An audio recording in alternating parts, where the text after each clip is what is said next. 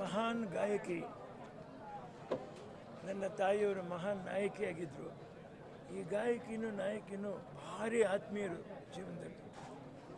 ಅದು ನಾವು ಹೇಳ್ಕೊಳಕ್ಕೆ ತೀರ್ದು ಅದೆಷ್ಟು ಸರಿ ನಮ್ಮ ಮನೆಗೆ ಬಂದಿದ್ದಾರೋ ಆ ಕಷ್ಟ ಸುಖಗಳು ಅಮ್ಮವ್ರ ಹತ್ರ ಮಾತಾಡ್ತಾ ಆಶೀರ್ವಾದ ಮಾಡೋರು, ಚೆನ್ನಾಗಿರ್ಬೇಕು, ಅಮ್ಮನ ಚೆನ್ನಾಗಿ ನೋಡ್ಕೋಬೇಕು ಅಂತೇಳಿ. ಹೆಚ್ಚು ಕಡಿಮೆ ಅದೇ ವಯಸ್ಸು, 1 ವರ್ಷ ಹಿಂದೆ ಮುಂದೆ ಹಾಗೇ ತೀರ್ಕೊಂಡ್ರು. ಪಾಪ ನೋಡಿದ್ರೆ ಭಾರಿ ನೋವಾಗತ್ತೆ ರೀ. ಕೃಷ್ಣನ ವಿಗ್ರಹನ ಇಟ್ಕೊಂಡು ದೇವರು ಇಲ್ಲ ಅಂತ ಎಷ್ಟು ಜನ ಹೇಳ್ತಾರೆ. ದೇವರು ಇಲ್ಲ ಅಂದಿದ್ರೆ ಹೇಗೆ ಭಗವಂತನ ಇಟ್ಕೊಂಡೇ ಅವ್ರ ಪ್ರಾಣನ ಬಿಟ್ಟಿದ್ದಾರೆ ಅಂತ ಹೇಳಿದ್ರೆ, ಅಯ್ಯೋ ಭಗವಂತ, ಮತ್ತೆ ಹುಟ್ಟಿ ಬಾ ಅನ್ನುವಂಥದ್ದು ಸಾಧ್ಯನೇ ಇಲ್ಲ. ಆ ಥರ ಹುಟ್ಟಕ್ಕೂ ಆಗಲ್ಲ. ಆ ಥರ ಆ ಮುಖಚರ್ಯ ಇಟ್ಕೊಂಡು ಇನ್ನೊಬ್ಬರು ಬಂದರೂ ಕೂಡ ಕಂಠನೇ ಬರೋಕ್ಕಾಗಲ್ಲ ರೀ. ಸಾಧ್ಯನೇ ಇಲ್ಲ. ನನ್ನ ಅಂದಾಜಿಗೆ ಅವ್ರಿಗೆ ಸಿಕ್ಕಿರೋ ಪ್ರಶಸ್ತಿಗಳೇ ಸಾಲದು ಅಂತ ನನಗನ್ನಿಸ್ತೀವಿ. ಏನು 48,000 ಹಾಡೋದ್ರ ಮೇಲೆ ಎಷ್ಟು ಭಾಷೆಗಳೆಲ್ಲ ಹಾಡೋದು. ಅರೇಬಿಯಾ ಭಾಷೆನಲ್ಲಿ ಆಡಿದ್ದಾರೆ, ಜಾಪನೀಸ್ ಭಾಷೆಯಲ್ಲಿ ಆಡಿದ್ದಾರೆ.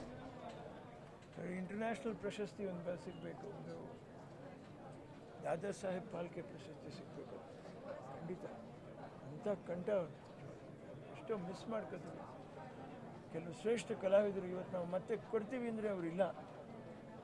ನಮ್ಮವರು ಇಲ್ಲೇ ಇದ್ದಿದ್ದಾರೆ ನೋಡಿ, ನಮ್ಮ ಕರ್ನಾಟಕದಲ್ಲಿ ಅವರೆಲ್ಲೋ ಜನಿಸಿ ಕರ್ನಾಟಕದಲ್ಲಿ ಆತ್ಮೀಯತೆಯಿಂದ ನಮ್ಮ ಮೈಸೂರು ಮಹಾರಾಜರ ಊರಿನಲ್ಲಿ ಬಾಳಿ ಇಲ್ಲೇ ನಿಧನರಾದರು ಅನ್ನುವಂಥದ್ದು ಅದು ಹೆಮ್ಮೆ ಪಡಬೇಕಾದ್ದು. ಅನ್ನೋದಕ್ಕಿಂತ ನಿಧನರಾಗಬಾರ್ದಾಗಿತ್ತು, ಇನ್ನೊಂದಷ್ಟು ಕಾಲ ಬದುಕಬೇಕಾಗಿತ್ತು. ಅವ್ರು ಹೇಗೆ ಇರಲಿ, ಅವ್ರ ಕಂಠ ನಾವು ಕೇಳಬೇಕಾಗಿತ್ತು.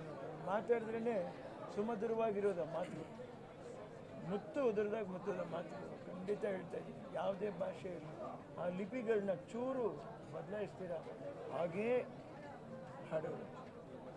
ಅಂಥವ್ರು ನಮಗೆ ಅಷ್ಟು ಸರಿನೂ ಆಶೀರ್ವಾದ ಮಾಡಿದ್ರು, ಎಂದೂ ಮರೆಯೋಕ್ಕಾಗಲ್ಲ.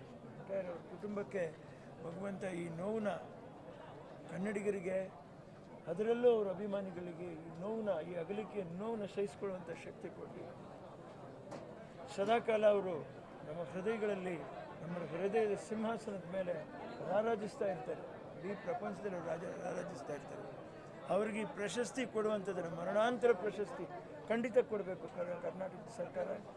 ಇನ್ನೂ ಹಲವಾರು ಜನ ಕಲಾವಿದರು ಇದ್ದಾರೆ, ಮರಿಬಾರ್ದು, ಕೊಡಬೇಕು. ಅವ್ರನ್ನ ಕೊಟ್ಟು, ಈಗ ಅವ್ರು ತೀರ್ಕೊಂಡಿದ್ದಾರೆ, ಅವರ ಮನೆಯವರಾದರೂ ಅದನ್ನು ನಮ್ಮ ಇದು ಇಷ್ಟು ಸಾಧನೆ ಇದೆಯಾ ಅನ್ನೋಂಥದ್ದು ಸಂತೋಷ ಪಡಬೇಕು. ಆ ಪ್ರಶಸ್ತಿ ಅವ್ರು ತಗೊಂಡು, ಅದನ್ನು ನಾನು ಹೇಳ್ತಾ ಇದ್ದೀನಿ. ಖಂಡಿತ ಕಡೆಯದಾಗಿ ಭೇಟಿ ಮಾಡಿದ್ದು ನನ್ನ ತಾಯಿಯವರು ಬದುಕಿದ್ದಾಗ ರೀ. ಇಬ್ಬರೂ ಕೈ ಹಿಡ್ಕೊಂಡು ಮಾತಾಡಿ, ಅದು ನೋಡಿ ಆ ಕಾಲದವರವರು ಅವ್ರಿಗೆ ಮಾತ್ರ ಗೊತ್ತಿರತ್ತೆ ರೀ ಆ ನೋವುಗಳಿಗೇನು.